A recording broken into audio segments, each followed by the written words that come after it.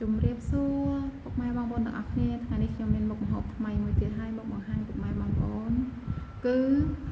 គីឆាជាមួយនឹងសាច់ជ្រូក3ជាន់អញ្ចឹងជាដំបូងយើងដាក់ខ្លាញ់កូរវាឲ្យរលាយល្អហើយបន្ទាប់មកខ្ញុំដាក់ជាមួយនឹងខ្ទឹមសខ្ញុំប្រើ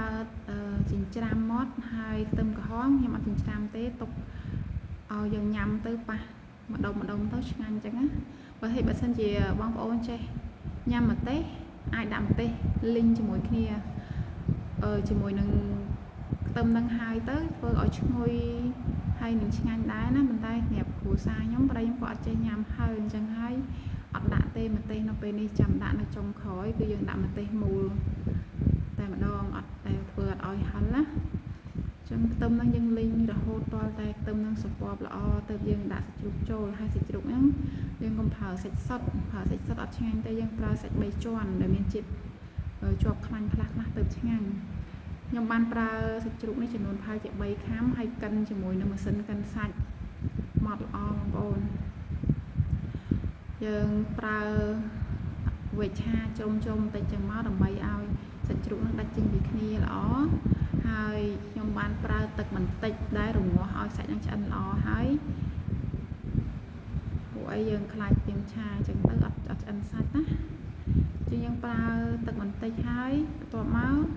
ខ្ញុំក៏បានបន្ថែមស្ករសពេលដែលសាច់ជ្រូកឆ្អិនហើយស្ករសនេះខ្ញុំដាក់ចំនួន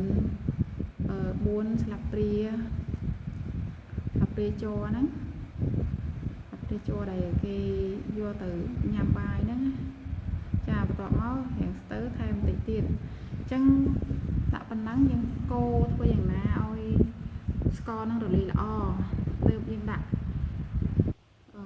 គីចូលសុកខ្ញុំហៅគីដោយសារតែហៅតាមរយៈសัตว์ដែលយើងយកមកធ្វើដែលមានរូបរាងដូចកំពឹសអញ្ចឹងណាបងប្អូន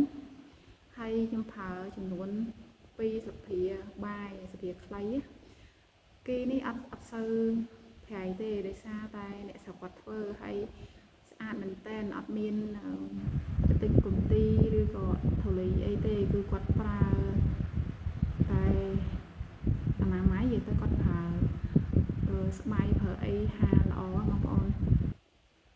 ហើយម្ហូបនេះយើងកុំញ៉ាំរាល់ថ្ងៃពេកអាចធ្វើឲ្យឡើងសម្ពាធឈាមអីអញ្ចឹងយើងញ៉ាំតែក្នុងមួយខែញ៉ាំតែម្ដងបានហើយម្យ៉ាងទៀតមានជំនួយជាមួយនឹងបន្លែស្រស់ផងដែរបងប្អូន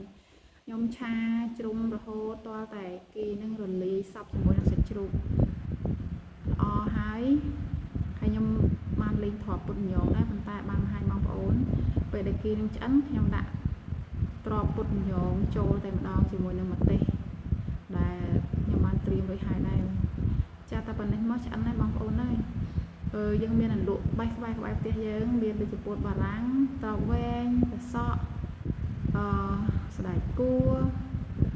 អញ្ចឹងយើងញ៉ាំជាមួយនឹងបន្លែស្រស់ត្រូវខ្លាំងណាស់បងប្អូនហើយបាយកោសឆ្នាំងតែម្ដង